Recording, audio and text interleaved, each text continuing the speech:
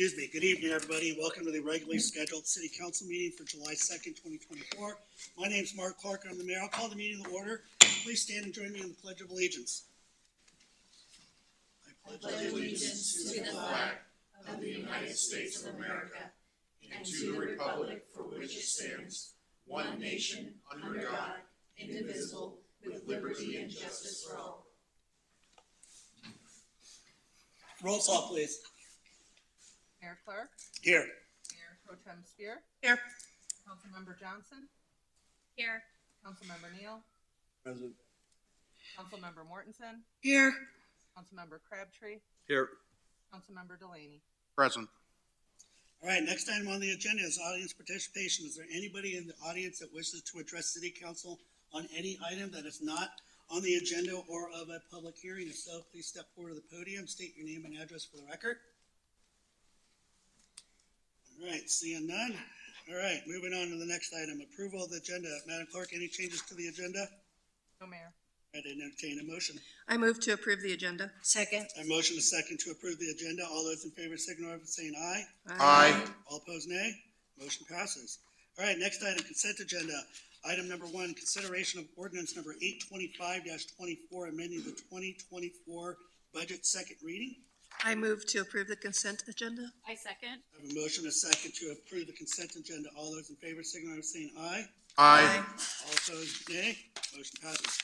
All right, old business, item number 2, consideration of ordinance number 823-24, rezoning the R1 low-density residential zone district to the RC residential commercial zone district for 4118, 4120, 4122, 4124, 4126, 4128, and 4130 Idaho Street, and 4133, 4135, 4137 Denver Street, second reading. We'll hear from staff. Thank you. Good evening, Mayor and Council members. Michael Hall, City Planner, Community Development Department. For your consideration is the second reading of Ordinance 823-24, which is for a rezoning of certain property from the R1 or Low Density Residential Zone District to the RC Residential Commercial Zone District. The property is owned by Cougar Lane LLC and in attendance tonight. The site is located north of and adjacent to 42nd Street and east of and adjacent to Idaho Street. The area of this site is approximately 0.7 acres and is comprised of 10 lots from the 1891 Evans subdivision. Evans City Council previously approved this request on first reading on June 17, 2024, following a full City Council public hearing. Planning Commission, again for reference, on May 28, 2024, similarly recommended approval. And for reference, no citizens spoke at either hearing. And at this time, I've concluded my remarks. Happy to answer any questions. Thank you. Great, thank you. Any questions or comments of staff? Okay. All right. Seeing none, I would entertain a motion to this item. And I move. I'm sorry. And Councilmember Johnson said she will recuse herself since she was not here for that. I move to approve ordinance number 823-24, rezoning certain property located at 4118, 4120, 4122, 4124, 4126, 4128, and 4130 Idaho Street, and 4133, 4135, 4137 Denver Street from the R1 Low Density Residential Zone District to the RC Residential Commercial Zone District on second reading. Second. I have a motion, a second, to approve ordinance number 823-24, rezoning certain properties located at 4118, 4120, 4122, 4124, 4126, 4128, 4130 Idaho Street, and 4133, 4135, 4137 Denver Street from the R1 Low Density Residential Zone District to the RC Residential Commercial Zone District on second reading. All those in favor signify by saying aye. Aye. All opposed, nay. All right, motion passes. Thank you. Thank you. All right, next item, item number 3, public hearing, consideration of ordinance number 822-24, rezoning the R1 Low Density Residential and R2 Medium Density Residential Zone Districts to the I2 Medium Industrial Zone District for 239 35th Street, first reading. I'll open up the public hearing and we'll hear from staff. Good evening, Mayor and Council members. Michael Hall, City Planner, Community Development Department. For your consideration is the ordinance for rezoning certain property from the R1 low-density residential and the R2 medium-density residential zone districts to the medium industrial or I2 zone district. For reference, this item was continued from the June 17th, 2024 hearing. Just to confirm, Julie, the applicant is on. The property is owned by the estate of James Russell Burt, and the applicant is Evans 50 LLC, who is seeking to purchase the property, and John Cheney of Evans 50 is joining remotely this evening. The site is located south of and adjacent 31st Street and west of and adjacent to First Avenue. The area of this site is approximately 50 acres and is comprised of 17 lots from the 1891 Evans subdivision, combined by deed. As stated, the applicant is requesting to rezone this parcel, which is currently split zoned with both R1 and R2 districts, to the I2 zone district. This rezoning and the allowed uses under the I2 zone district are consistent and compatible with the existing surrounding land uses. Prior to any future development on the property, platting and site planning will be required, and no other land use applications are currently in a process which would affect this property.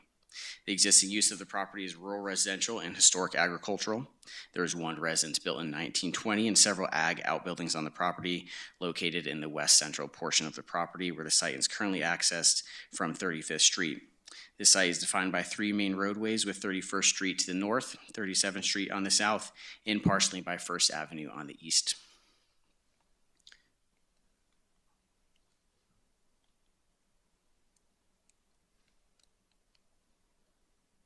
Let's see, it is not advancing on here.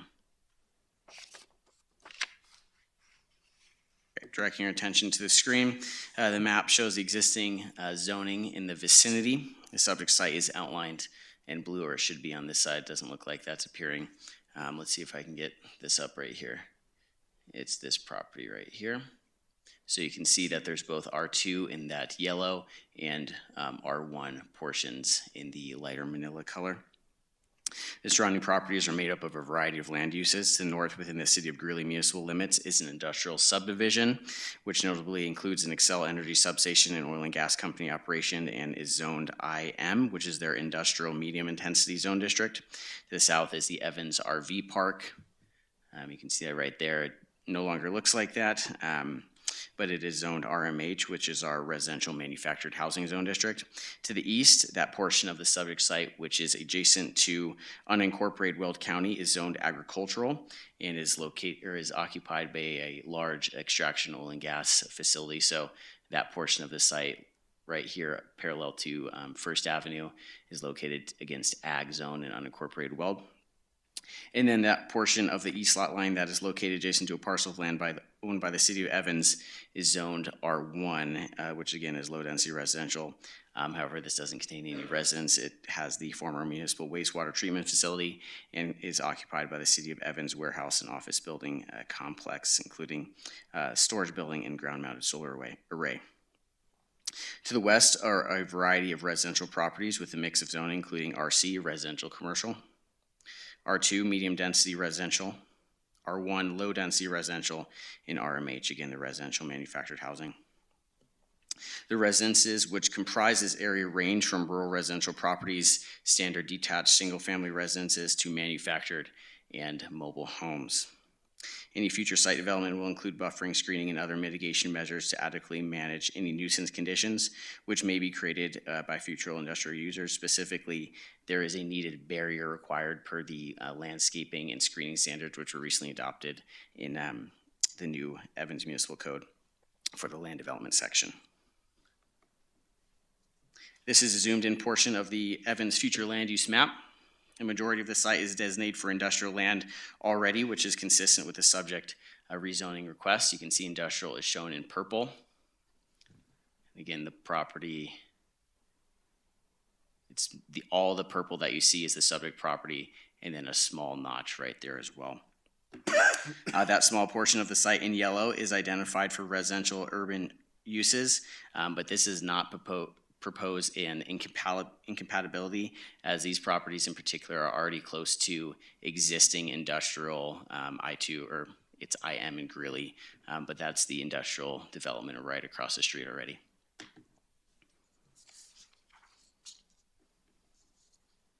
This slide shows the adopted FEMA floodplain on the right. in the blue, overlaid on the aerial imagery, and then the 1% annual depths on the left for reference. The floodplain presence will not materially affect the ability for the site to develop for industrial businesses, as this portion of the on-site floodplain has low anticipated flood depths, typically ranging from 0.5 to 2 feet during 1% annual chance flood event. And the applicant is in process of evaluating and modifying the floodplain to allow for future development. This is a view of the aerial of the site. The aerial is flipped, so you can see a little more detailed. You can see that the property is not currently developed, with the exception of the residence and ag buildings located on this slide. It is down, but again, this is the west right there. This is the draft zoning plat as submitted in the application materials. The red line comments have already been provided to the applicant, and the plat has already been revised, reviewed, and accepted by staff. So if this change of zone is approved tonight, again, it's first reading, but approved on second reading, they could immediately proceed with recording this plat. For reference, the applicant followed the submittal and application procedures of the Evans Municipal Code. Staff and referral agencies were given an opportunity to respond to the requests. Surrounding property owners were sent a courtesy notice via regular mail on March 12, 2024. Staff received inquiries from 2 surrounding property owners, being the owner directly to the west. We'll jump back to this screen for that. Directly to the west, Miss Barbara Johnson right here. Actually, yeah, it's that property. And then from the manager of the Evans RV Park. The manager of the Evans RV Park only had general questions about the nature of the application. What is a change of zoning? We explained that via telephone. From Ms. Johnson right here, she had no concerns with the application, but did request, and she has a long portion of shared fence line there. She did request that during the site plan phase, when the property is ever, if and when developed, that they would work on installing a fence on the expense of the developer. But that was the only comment. Jumping back forward, showing a few photos of the property. This is looking north into the site from 37th Street, and the posted sign is visible. The natural state of the property can be seen from this view. The residential areas are to the west within the treat area. And then the city-owned property is to the northeast. Zooming in on that quite a bit, you can see the city warehouse and office complex on First Avenue. This is from that same vantage point looking directly south from 37th Street into the Evans RV Park. Moving all the way up to the northern portion of the property, this is looking now south into the site itself from 31st Street.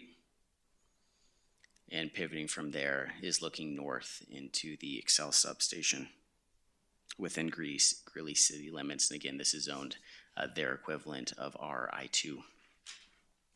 There are no direct financial impacts to the city as a result of this rezoning. The rezoning will allow the applicant to broaden the type of businesses that may be located on this property.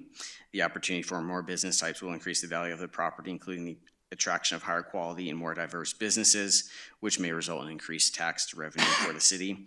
And again, this would be offset any type of impact to the city by future development agreements, which would come in during a site planning stage.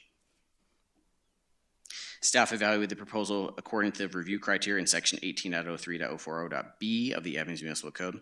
The application was found to be in compliance with the criteria as detailed in the staff report and resolution. This slide shows the long format version of the criteria as written in the Evans Municipal Code.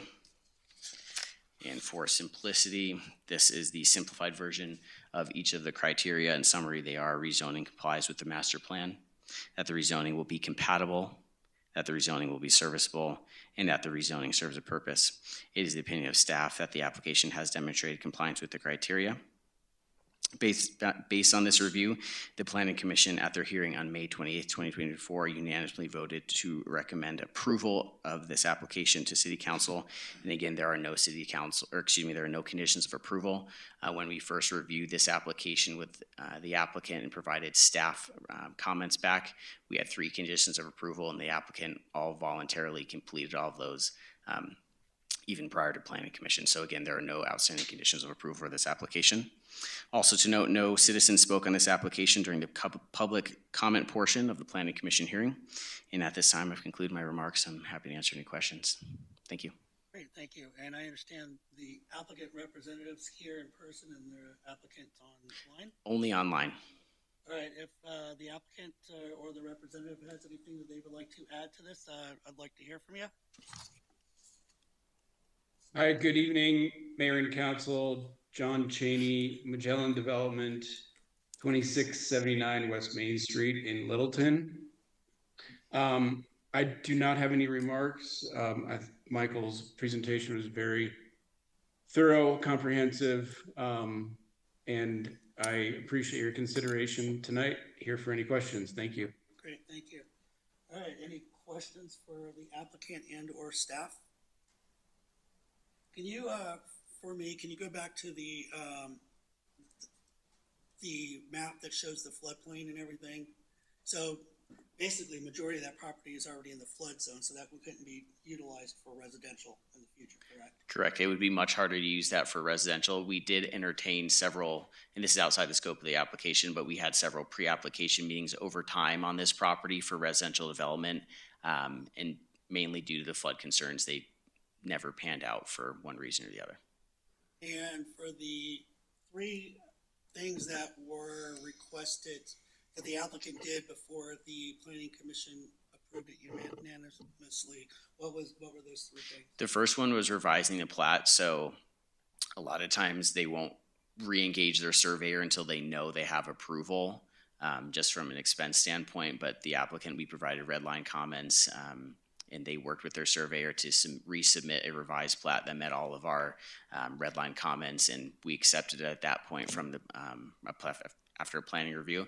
The second, we had received a referral from Neighborhood Services regarding code enforcement. There are no active violations out there, but a lot of times code enforcement provides an advisory referral that just kind of primes the applicant for several considerations as they look forward to developing. So it was comments related to make sure your weeds are trimmed, noxious weeds not allowed at all, keep in mind prairie dogs, things like that. So whenever we have an advisory referral come back, we put that on the applicant for them to expressly address, acknowledge that they have read and understand those comments. So they basically, from Mr. Cheney, he responded back that he read through those and understands their weight and would abide by them.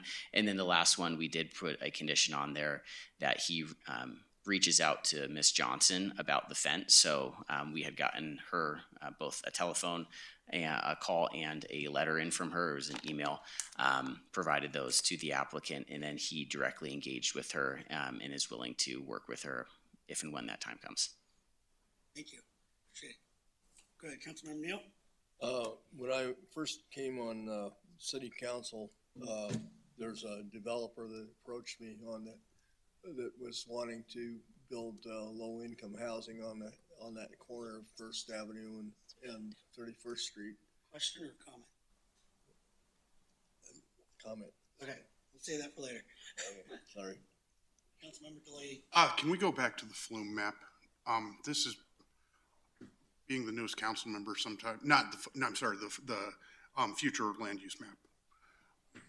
You said it really quickly, and I just want to understand how we're doing this. So we are using part of that residential urban piece, and we are going to make that now industrial? So that's a great question. This future land use map is basically part of the master plan, and it kind of guides the visioning for the city as applications come in over time for development consideration. So the majority of that site, say 45 of the 50 acres, already has the industrial stamp on it. That's what that property was anticipated to include on that.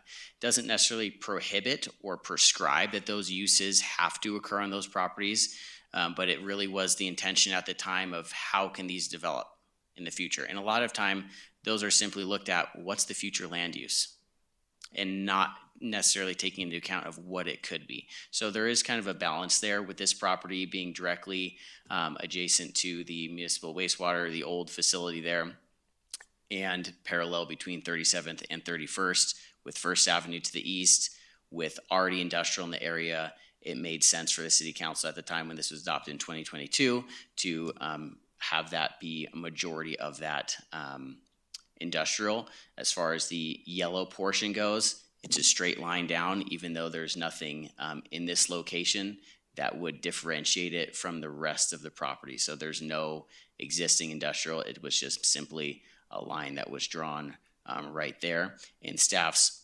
position is that because this portion of the property in particular is located nearby both of the most kind of heavy industrial areas in adjacency, that there'd be no real issue with compatibility since the area is already used to that. It's already growing in that direction. So although that specific portion, is in yellow, it was honestly probably just not fleshed out to the point of what it could be at that point when the map was adopted. Okay, thank you. Thank you. Any other additional questions?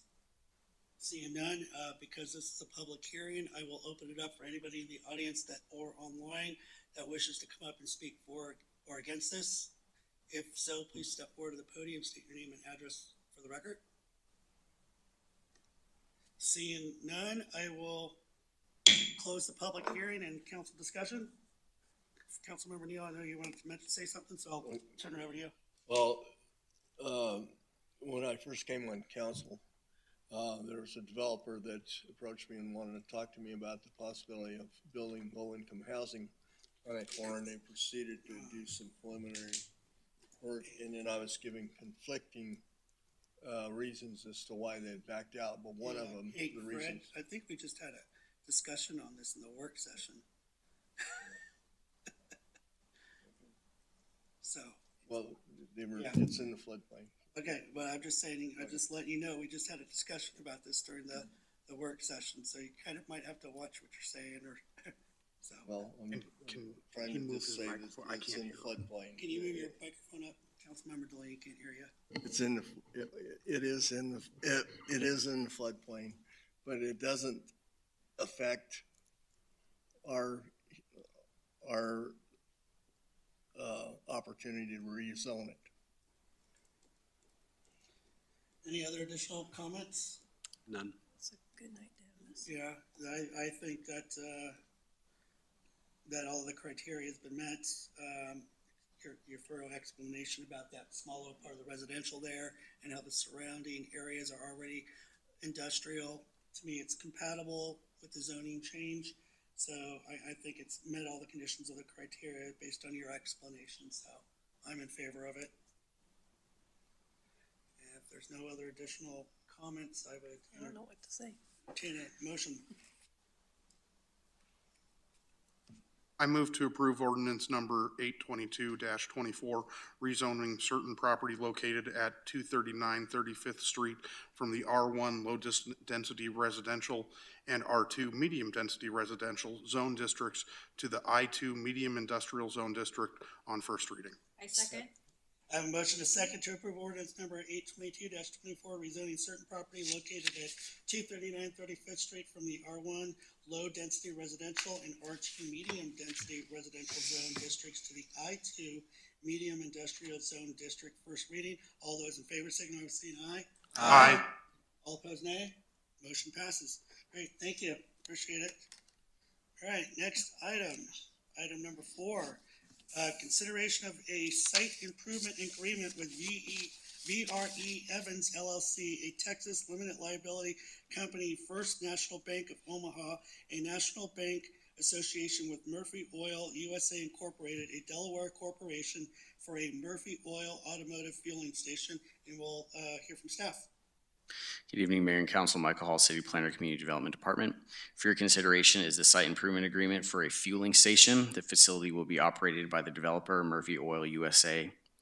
The Murphy Oil fueling station, permitted as outdoor retail, specifically an automotive fueling station, was conditionally approved by an administrative site plan as detailed in the site plan staff report dated January 10th, 2024.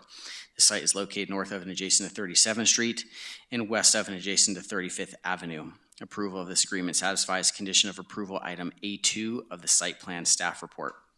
The site is approximately 1.45 acres and is comprised of two lots. The larger property, Lot 1, is owned by VRE Evans LLC. The smaller property, Lot 2, is owned by First National Bank of Omaha.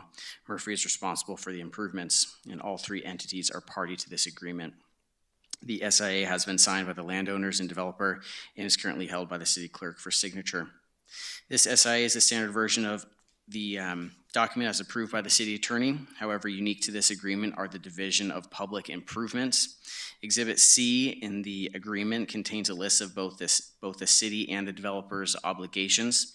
The developer will be responsible for street lighting, curbs, ADA ramps, signage, and access drive approaches off 37th Street and 35th Avenue. The city will be responsible for the construction of the curb gutter sidewalk along 37th Street and 35th Avenue, to be paid for, however, by the developer via cash in lieu. For reference, the 115% performance guarantee amount to be held by the city is $108,215, likely to be accepted in the form of a letter of credit to be approved by the city attorney. Following initial acceptance, a maintenance guarantee amount of $14,115 will be held for 2 years. The cash in lieu cost share amount for the future construction for the 37th Street curb gutter sidewalk is $28,555. And the cash in lieu cost share amount for the future construction of the 35th Avenue curb gutter sidewalk is $21,960. No financial contribution for the city is required for this agreement. The site improvement agreement will not have a financial impact on the city, as the cash in lieu contributions by the developer will account for the construction cost share of the 10-foot wide concrete sidewalks on 37th Street and 35th Avenue when constructed by the city during future capital improvement projects. Staff recommends approval of the site improvements agreement, and suggestion motions are provided in the staff report. At this time, conclude my remarks and happy to answer any questions. And there are representatives from the team, both remote and in person tonight. Okay, thank you. Any questions or comments? Doug? So the one thing I couldn't figure out, would this improvement then connect the 37th Street sidewalk all the way to the current sidewalk that is already there that ends? Yes, so there's a portion of it that exists currently, and they're not going to be doing a lot of improvements to that portion, knowing that it's going to be ripped out in 5 years, however long that is, to then be connected fully when the 37th Street widening project goes through. Okay, thank you. Any other additional questions? Councilmember Neal? No? It's pretty straight. So just for my clarification, now we'll have two Murphys. Correct. This is this property was zoned C2, which allows for a fueling station as a use by right, just to be processed by a site plan. So that was processed by staff. The other one that you were directly saw was for this eastern one, which was a special use permit. This is going to be larger than the one that's going down the street over here. They're fairly similar sized. Mm-hmm. Any other questions, comments? And just, may I? Yes, of course. Thank you. Just to be clear and on the record, because people can't see this. Which corner is this again? This is the northwest corner of 37th and 35th Avenue. And it where the, will replace where the ATM is? Yes, it's at that site exactly. So the ATM will remain. That's why there's First National Bank of Omaha is party to this application. There are some federal requirements with taking a ATM out of commission and how long you can do that. So the ATM will remain on the property on a small, very small lot, just owned by First National, but that will be integrated into the larger site that Murphy will control. So it'll be a single site with two lots. The ATM will remain. They're going to do some signage improvements, access improvements as well. So I just want to ask also if that that seemed to be a corner that we had discussed might be plotted, just a future place to maybe put a small grocery store or other things. So with having this there, do we think it's going to enhance the prospects of development there? And I'm not saying in particular a grocery store at this time. I'm just saying having a gas station there is an interesting thing. That's all. Thank you. Sorry, I lost my train of thought. No, you're good. I think it would enhance it. I've actually heard from people, it would be nice that there would be a gas station on the west part of Evans going out towards 65th. I mean, I know we've had discussions many times about, fueling stations, not making sure Evans is the fueling station capital of, Northern Colorado. Northern Colorado, but I've definitely heard from people that it would be nice to have a fueling station going out west that direction. I think it will contribute to it. I know that there'll be other site locations as that area develops, so I think it will help start some talks and some processes later on the line for future development, so. Yeah, and I guess, I'm sorry. Just for your information, there's around that property, so if you're on that intersection and looking to the northwest there, that'll be right on the immediate corner. There's still about 15 acres, it looks like, of land that kind of L's around it, both with a frontage on 35th on the north-south road and 37th on the east-west. Yeah, I'm certainly for having it there. I just wanted to make sure that we weren't, prohibiting a larger development there in the future. Certainly. And it does have a convenience store, as you mentioned, which Yes. is great. I think that area definitely needs something like that, especially because I can tell you Walgreens gets a lot of business and people tend to go there and shop quite often. So having kind of that diversity would be great for that. But as mentioned, I think it'll also kind of be a catalyst for other things to come in that area just because it's been untouched for some time. Mm-hmm. And, it's kind of like a main intersection for us, and I think definitely a fuel station would help that for everyone using that main artery of 37. So, And I want to say thanks to Murphy Oil for putting a second location in Evans. I really appreciate that. I appreciate businesses when they come into our community and everything. So I'm glad you decided to add another location in Evans. Do appreciate that. So, Melissa, any other? Go ahead. so you mentioned. Sorry, I just an afterthought. You had mentioned that there's going to be kind of like on the site. It's going to be kind of like. I'm just curious. Is it going to be kind of like a shop? I mean, I see the site plan, but you mentioned that the ATM is going to be on it. So, is there going to be potential for others to be on there? Just because I know that the ATM will be on there. I'm just curious. Is it going to be something similar to potentially? To it's Mavericks now. Mavericks kind of how it has that little shopping component to it. Not on this lot in particular. It's based off the size. It really is kind of encumbered by the convenience store location and then the fuel pumps. With the ATM, there's a small kind of access road that allows you to go through the ATM. However, so there are two accesses into the site. One from the north. The current one, The if dirt road, that one is being closed and reseeded, so that dirt road that you see that kind of curves, it's pretty poor quality. That's going away. That's not even on their property actually. So that one's going away. They're putting in a new access slightly more towards the east by 10 feet or so, which goes directly to the north and parallels basically their western property line. And then there's a road that comes in off of 35th Avenue from basically on their north property line, and that goes further west, definitely able to connect to that in the future. So that it's kind of a stub street of sorts that could lead towards other development in that vacant parcel. Councilmember Neal? So I need some clarification on the ATM. Are they eventually thinking about the bank taking it out and moving it to location if they were to decide to build? Possibly if they identify an actual branch location, but as far as I know, it was a priority and a main consideration to integrate it into this current site. It's heavily used. It's heavily used, yeah. It's definitely heavily used. Go ahead. Mr. Mayor, I just wanted to kind of reiterate what you said. I live in the Tuscany subdivision, and, it pains me that my closest gas station is in Greeley. And I'm very happy that Murphy's coming in and will give me a chance to shop at Murphy's and pay taxes to Evans. I think that it's a great development for that location, and I'm excited to see it come up, so. There's no additional comments. I'd entertain a motion.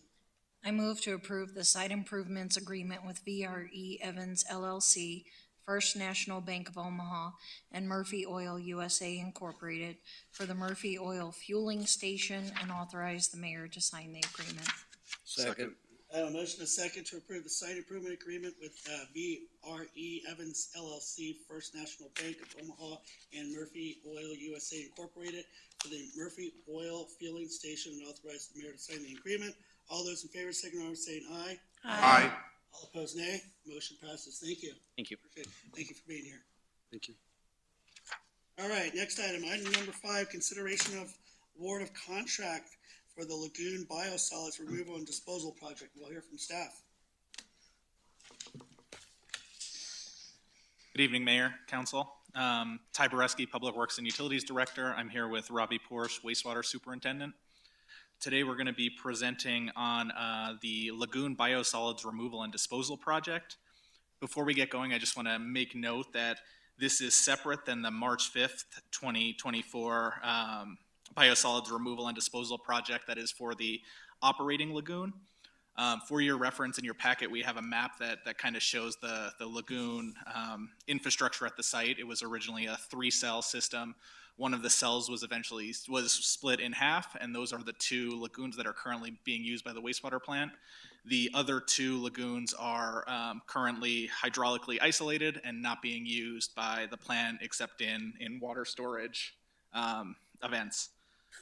And so this project is for $1 million, a not to be exceeded contract posted up on May 6, 24. We received 3 bids from TerraGenesis, Denali, and Spectrum Biotechnologies. So Denali was the company that was awarded the contract in March. Based on kind of what we received back, we had the 3 different vendors came in with 3 different methods of removing the biosolids. And so kind of based on averaging them out, they had slightly different approaches. So we had to normalize them a little bit. TerraGenesis came in at the lowest biosolid removal cost per dry ton, and were the only ones without a mobilization fee. Let's see.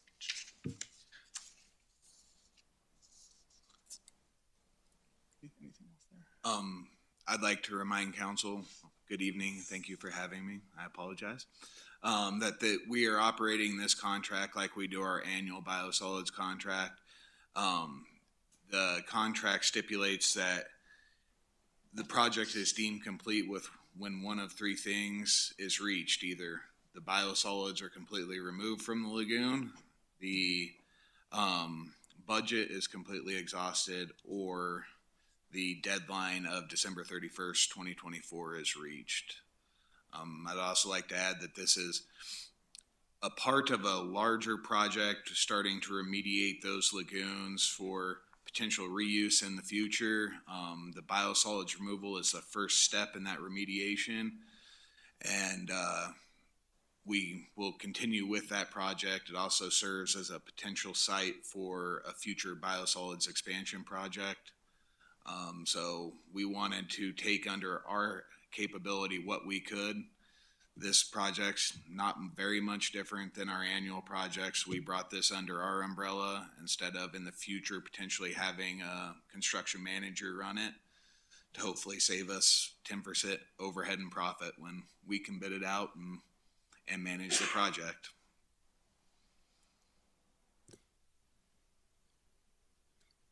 Great, thank you. I'm sorry, is there anything else you want to add, or you said no? I'd like to add that I put it in the staff report, but TerraGenesis is a new company founded in 2023. They don't have a lot of projects under their belt. They're currently starting one in Montana and finished one in Wyoming. They do have CDPHE approved ground for land application of biosolids. That was their first 8 months of operation, was permitting ground. but they may be a new company, but their management and field staff are old hats to the game. Their general manager started with Parker Ag before I was even in the wastewater industry and has many, many years there before they merged with another company to form Veris Environmental, who we've worked with in the past. And before he left that company, he left right around the time of the Veris Environmental selling to Denali Water. Their CEO was also with Parker Ag and was a part owner in Parker Ag, moved to Veris Environmental, and then left the company right around the same time as their general manager. One of their main operating people I have worked with in the past. He has done projects for us in the past.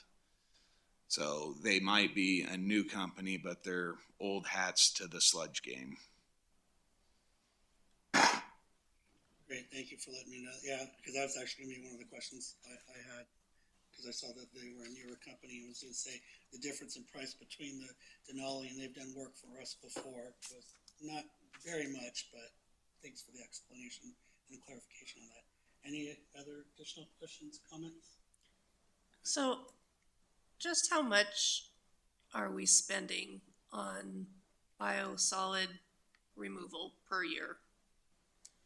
Our annual project, this is picking up some slack to try to make room for future expansion, repurposing of the lagoon. This is not included as part of our annual project. Our annual project was budgeted at $450,000, and we have a contract for $550,000 with council's preliminary approval of a budget revision. So annually and going forward, this is a one-off project. We're cleaning this pond. Annually going forward, I anticipate a growing amount from the $550,000. So this will help us lower some of the capacity down and make some more usable. Potentially, the big thing is clearing the way for a future biosolids improvements project. The most feasible ground to put it in is in the corner of this lagoon. So if we can get the biosolids out using local dollars and managed locally, we could save ourselves money down the road in the future, as opposed to having a construction manager manage the project with 10% overhead and profit and potentially be using federal dollars as part of a bigger project. So the construction manager is not going to be in-house? No, that's why I'm running it in-house. I'm the construction manager for this one. I'm talking like if we did a bigger biosolids project, hired a Garney or somebody like that to build that project, they would have to do this before they could start building that project. And the sooner we get it done now, gives us more time to do geotechnical investigation in that lagoon if that's where we're thinking about putting structures, as we're in design for an expansion and biosolids improvement. Makes sense. Makes sense to me. Yeah, go ahead, Councilman. Robbie, is there a reason why those lagoons, when they were taken offline, were clinging to? Was it just a matter of money? Yes. In fact, to help ease the budget with constructing the new facility, when the secondary lagoon was repurposed, that sludge was not hauled off site. It was placed in the primary lagoon, so we're removing it now. And do you know what, can you tell what kind of condition the liners are in still? Or So the primary lagoon is earthen lined, clay liner. I put in the bid document that they have to do everything they can to preserve that clay liner, as we don't know yet what the future of that lagoon will be. Their plan is to do similar to how Denali does our annual project. They'll set a pump in the bottom, they'll do a complete mix on the lagoon, pump liquid until the liquid stops flowing to the pump, and then they'll get in there with rubber tracked skid steers and with squeegee attachments and start pushing the slurry and biosolids to the pump to be removed. Thank you. Any other additional questions, comments? All right, if none, I'd entertain a motion. I move to award the Lagoon Biosolids Removal and Disposal Project Contract to Terra Genesis LLC and to authorize the mayor's signature on a contract in a not-to-exceed amount of $1 million. Second. I have a motion second to award the Lagoon Biosolid Removal and Disposal Project to Terra Genesis LLC and authorize the mayor's signature on a contract in a not-to-exceed amount of $1 million. All those in favor signify by saying aye. Aye. All opposed, nay. Motion passes. Thank you. Thank you. Appreciate it. All right, next item number 6, consideration of the 2024 Municipal Operation Complex Underground Storage Tank UST Removal Project Contracts. We'll hear from staff. Thank you. Ty Bareski, Public Works and Utilities Director. Today I'm going to be presenting on the potential removal of the 2 fuel tanks on our municipal operations complex. So we have a 10,000 gallon gasoline storage tank that was installed in 1974 and a 1,000 gallon diesel storage tank that was installed in 1999. So we have a 25 and a 50-year-old tank out there. The decision was made approximately, I think, 8 or 9 months ago to move forward and alert CDPHE that we were no longer going to be using those tanks, which triggered a 1 year actually going in there and either removing them or making them completely inert. The price difference was we either have the option of pulling it out or kind of filling it in. If contamination was found, you would then have to go in after the fact anyway and remove it. So you were potentially looking at double dipping for minuscule cost savings on the decontamination versus the removal itself.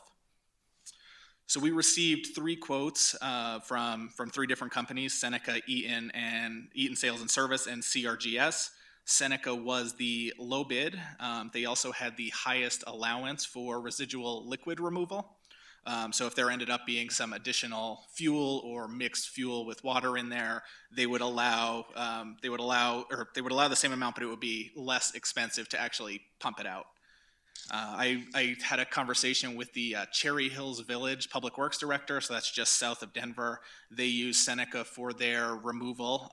They also ended up having a burst tank, and so they worked with them not only to remove the existing tank, but to kind of lead them through the process of remediation. So as part of this, we're requesting a 20% contingency. That allows us to potentially pay the $10,000 deductible if contamination is found.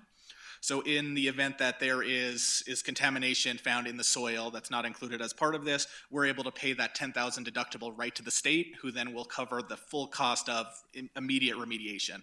So, the second you see it, you want to pull it out and make sure there's no chance of contamination to any of the surrounding properties. We're operating under the assumption that there isn't going to be any breaches based on when we remove the liquids themselves, but there's always the potential, which if we have the $10,000 deductible available, we're then able to start remediation immediately.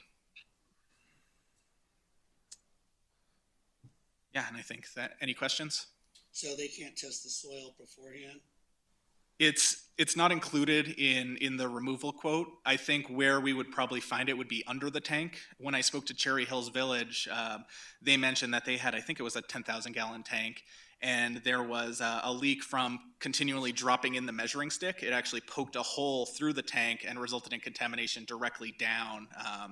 And so I guess there is the option of doing that testing up front, but we're paying to remove it anyway. We have that 1 year window. We're going to find it if we find it, and hopefully move quickly on the remediation side. I also want to add that the state offers a program that allows us to seek reimbursement. So each tank kind of has a different reimbursement policy that applies. For the larger tank, we would be able to potentially get back $2 per gallon of capacity. And then for the smaller tank, because it's 2,000 gallon, or because it's under the 2,000 gallon cap, we're able to get $2,000. So a total of $22,000 we could potentially get back as long as we work with the state within 90 days of its removal. So then the 20% contingency is really not a true contingency because we're going to reserve it for the $10,000 deductible in case there's action or in case we need to put that deductible money down. But if they pull those tanks out and there is no contamination, there is no deductible, we will not spend our 20% contingency. Correct. I did 20%, which was a little over that 10,000, just in case we had a little additional residual liquid in there that needed to be pumped out. We're not anticipating much there. So yes, it's truly just $10,000, so we could remediate immediately if we find contamination. And another 1,400 and some change in case we need to pump. Yeah. And then we potentially could get money back. Thank you for answering my questions. Thank you. I have two questions. When is this proposed removal to be taking place? Depending on this, they have some openings in both August and September. I believe our deadline is set in November. So both of those would get us a report to the state showing that they are decommissioned and removed by the November deadline. And how would this affect the operations that are going on there for the city's operations? In terms of refueling, we've fully transitioned away from using the on-site tanks. In terms of the on-site digging, we have alternate access routes around the concrete pad where we do refueling.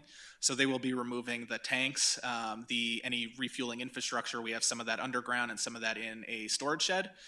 So they'll pull all of that out, but our teams will be able to navigate around the opposite side.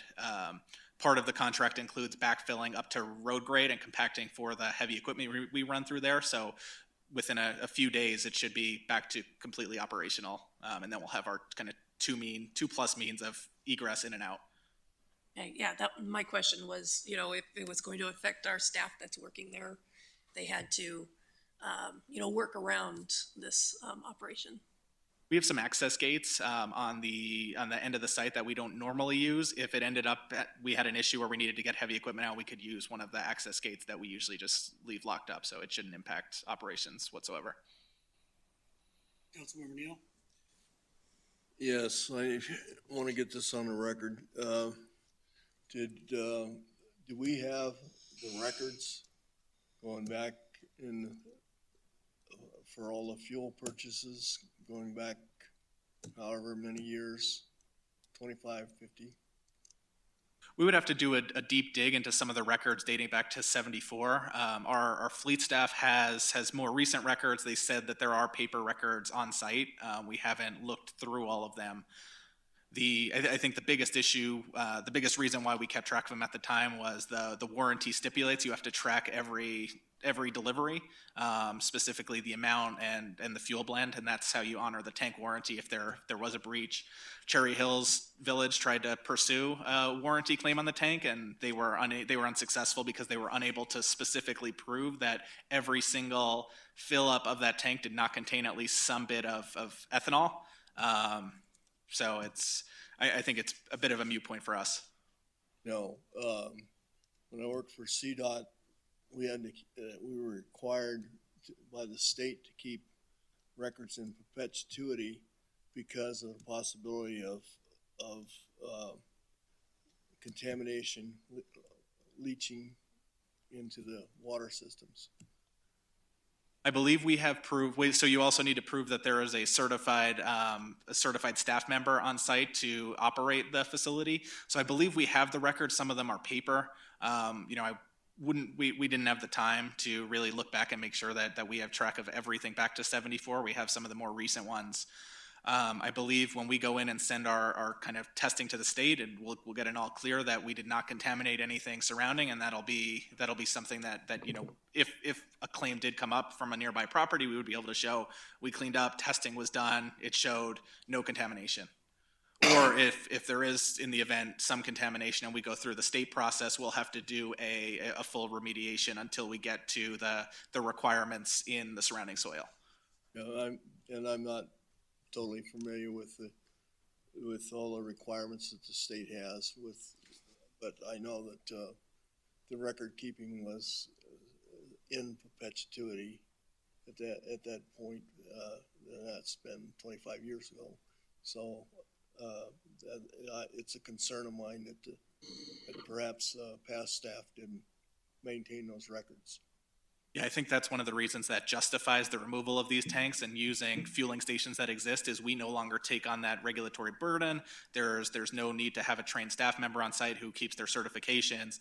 And, you know, I think our tanks weren't that big, so I can't imagine the bulk savings we got were all that much compared to using the WEX cards like we're using today.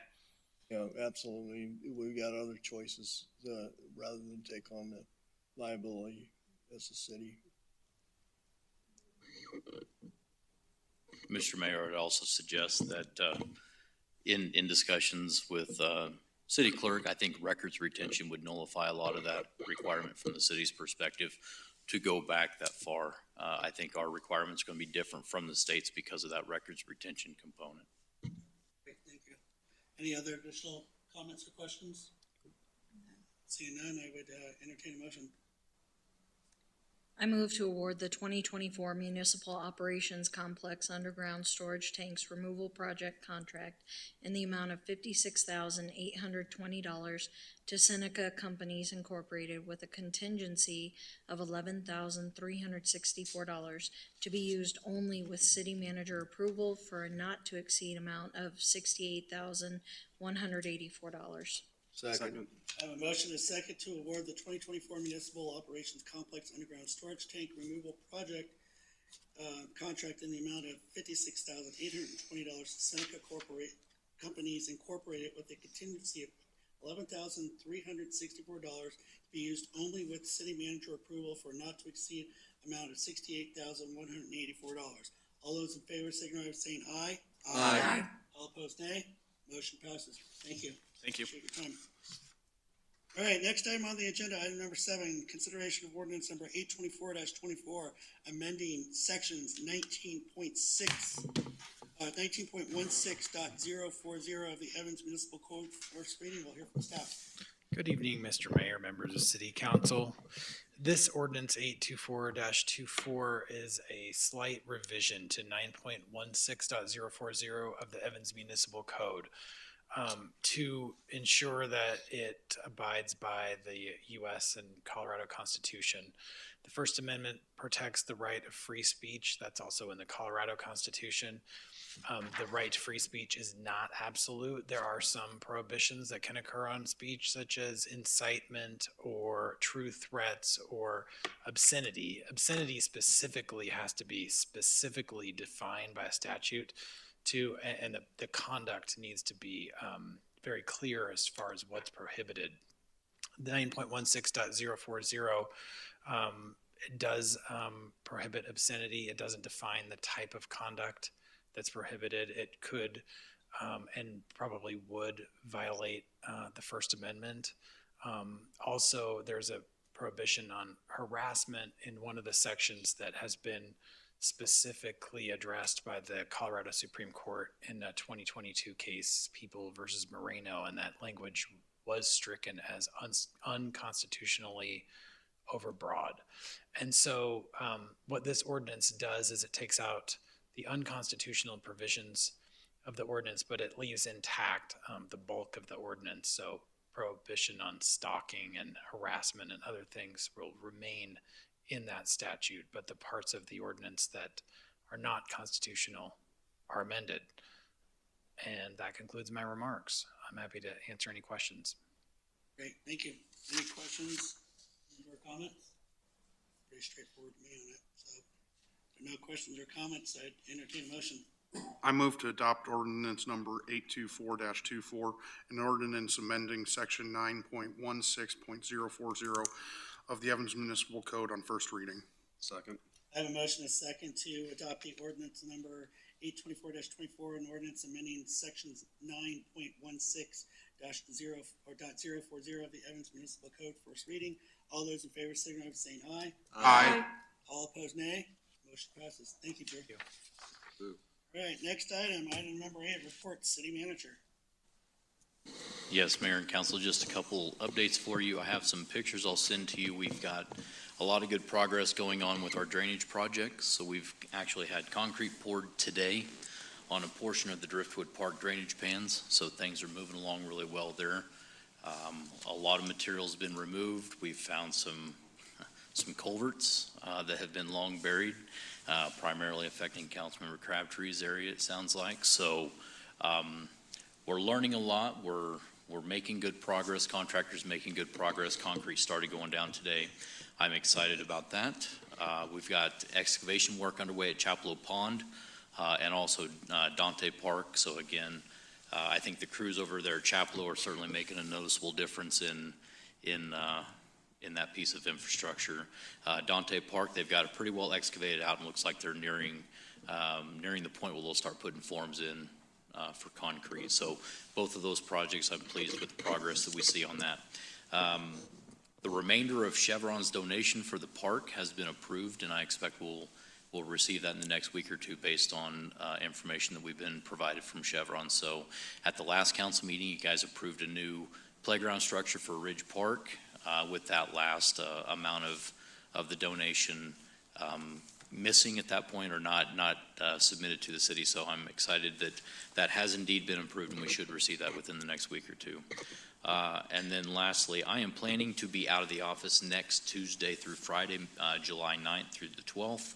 I've got family coming in, my brother and his wife and my niece and nephew. I have not met my niece yet, so I'm certainly excited for family to come into town. So I will be available by cell phone if anybody needs anything at any point in time. We will be in the region.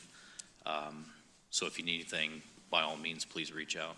And then I will also be out of the office next Monday, July 8th. I will be leading my Fearless Foursome over the water hazards and through the rough at the Evans Chamber Golf Tournament. Again, available by cell phone. Mr. Mayor, that's all I've got tonight. Thank you. I just want to say I'm very impressed with seeing all the projects that are going on in the community.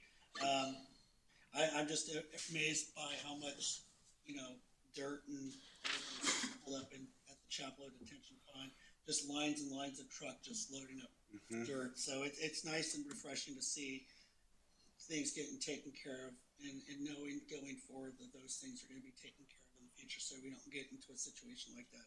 I also want to say I'm impressed with 15th Avenue there, that mill and overlay there. Looks really good. Drive by it every day on the way coming over here to the gym and working out, and it just looks better and better every day. It looks like they're getting ready to wrap that up as well. So I appreciate everything that we're getting done in the community. It's a nice breath of fresh air. It is. I think the ARPA funds, the availability of the ARPA funds was, an absolute blessing to be able to apply that to that project and take that substantial hit off of the general fund. We are making great progress. We have a bunch of things going on. I did submit a city manager's message in the July edition of the Evans Express, something I'm going to start doing on a monthly basis just to improve the communication with the public. Provide timely updates on some of the projects that we've got going on, help convey the message of the good things that we are doing. I certainly don't want the work of our local government to be offset by, the challenging conversations we're having, such as the RV ordinance. Taking on those challenging conversations is not a bad thing, right? It shows growth. It shows that we care about our community, that we're making progress. So I am certainly excited about that. And another thing that I do want to note to the council, the Public Works team was able to get out and put up road ahead signs for projects that are impacted by our sales tax, because I think branding that, getting that message out to the public, showing them the improvements that are taking place with that 1% street sales tax is critical to the success of the project, to the future of that sales tax program. So that's something that we will continue to do with any project that is impacted by those funds. But, I think just being able to get that message out there is critically important.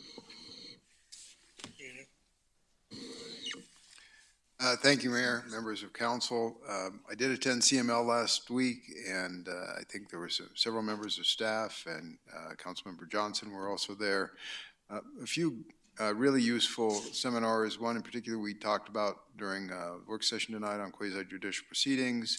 They also provided us the starting point for our legislative update, which is a summary of the laws enacted by the legislature this past session. And then there was also an update on land uses coming out of the governor's office that, I'll just say it could be problematic, but we need to know. So that's it. Mayor Pro Tem, you wanted to say something? Oh, no, I was going to wait till the council discussion. Oh, okay, no problem. Great, thank you. All right, council discussion. Councilmember Johnson, I heard you had a pretty good presentation over at CML and did a great job on that for the RAC. Yes, I attended CML and I was a part of a small part, not big, but part of the panel discussion. It's really to kind of show how a smaller city, granted in retrospect, because there was a lot of smaller cities there that have, a lot less in population, but just to show what we're doing within the city that also helps mitigate, any emissions, air pollutions, and how we're doing that at our level. Because granted, we're limited with our budget, but just to show those small projects, or even for us, big, and how it impacts the air quality in our area. But since I'm speaking, I also want to say that I did meet for the first time with the Citizen Transportation Advisory Board. Oh, it's about time. Yes. They've canceled It's only, what, been a meetings. year? No, it was this year, right? Like half a year. Something. Yeah. Well, it was great. It was great I was on remotely, and it was great to hear the presentations. Granted, that presentation this month was on Greeley, but the chair did reach out to me via email requesting to see if Evans would like to present either this month or in August regarding our CIP projects on 37th, 35th, and would have in the intersection on 65th and then 85 corridor. So I think it would be advantageous for us also to present on what we're doing within the city and it not just be all Greeley. Granted, I did chime in on their stuff because that's what I do. Have you thought about this? And so, he was really excited to see us there, and be a part of those conversations, which is why he reached out. So I'll forward you the email in regards to that. So if we all feel that is something that we should definitely do, I say we go for We it. need to start showcasing our city a lot more, so I Yes. like it. And that helps with the, like what we're doing and, why we're doing things and, that visibility that we've been talking about. And not only that, the communication component too would definitely help. But going back to CML, I think it was great to see everyone there. It was nice that it was local, so we didn't have to kind of, travel far, and we could always come back to our, respective homes. There was a lot of great sessions. I particularly went to the homelessness conversations. I think it's definitely a topic that we need to speak of. I did speak to one of our regional people from DOLA in regards to how are they treating the demographic that are living within hotels, what kind of processes they have in regards to that, especially the workforce residents that are living within hotels, and if they have discussed any of that. And they mentioned that they have not, and that he would rather bring in everyone to the table and then possibly reach out with an update. Mayor Pro Tem? I just had three short things, kind of piggybacking on the 37th Street construction. I'm hoping that we can expedite the end of the construction. I know that the businesses are kind of suffering along 37th Street there. And the sooner we can get it open, the better. And I just wanted to put out a friendly reminder to anybody listening to go ahead and continue to frequent those businesses, because they are having a little bit of a tough time with that road being closed. There's not a lot of through traffic. That was one thing. I want to thank in advance the police department for their fireworks that they are going to be patrolling here in the next few days and probably through the weekend. I see that we're not the only community that's been putting up the reminders of the fees and the fines, and I certainly look forward to the staff getting out there and patrolling for us. And then the third thing that I had was I wanted to thank either the Greeley Stampede, probably the Greeley Stampede, and if we had any of the staff that was involved with getting us our free tickets. I did end up going on Saturday, and it was it was probably one of the nicer rodeos I've been to. Also included, of course, was the parking. I don't know if anybody else got to go, but the short go was fantastic. Luna's Tacos were giving out as many tacos as you would like to eat, and then there was some drink tickets, and it was just quite a lovely day. So I want to thank that. They did mention at the beginning of the Stampede our own Jen Belamonte, and she was on one of the committees. I think the hospitality committee. I don't know. I'm sorry, but it was kind of nice to hear her being mentioned. So again, thank you to the Stampede and anybody on staff that helped to provide that. That's all I have. I was there at the rodeo. Okay. Sorry, go ahead. Go ahead, finish your comment. Oh, no, I just want to say it was great. It was actually nice on Saturday. Saturday was It was beautiful. beautiful. Yes. It was fantastic. That's all I have. Councilmember Delaney? So I know that we are quickly going into budget season. It's going to be incredibly busy. But I think the bid on the tank removal highlights something that I think this council should take up, and that is we have no local preference in our purchasing policy. And so none of these were actually local. One was from LaSalle, but two of the bidders were within $112 of each other. And I think it would be a shame to go get somebody from Denver over $112. And so you can write in a procedure that says, hey, we will give you a 3%, 5%, whatever we decide, preference, so that when it comes to this, we're not really, if we're following proper purchasing policies tied to, oh, well, even though it's only $112, we're not going to support local businesses. I think they'll bring in more businesses here, and I just think it's something we should look into in the nearer future. So we are actually going to update our finance policies this fall, which we will do an evaluation of the local preference as well at that time. Okay. Anything else? Great idea. All right, seeing none, let's move on. Next executive session. I move to go into executive session to discuss possible acquisition of real property for a police station and to instruct negotiators in connection with such acquisition pursuant to CRS Section 24-6-402 4A and E. Second. I have a motion and a second to go into executive session. All those in favor signify by saying aye. Aye. All opposed, nay. Motion passes. All right, we'll go into executive session into the conference room here.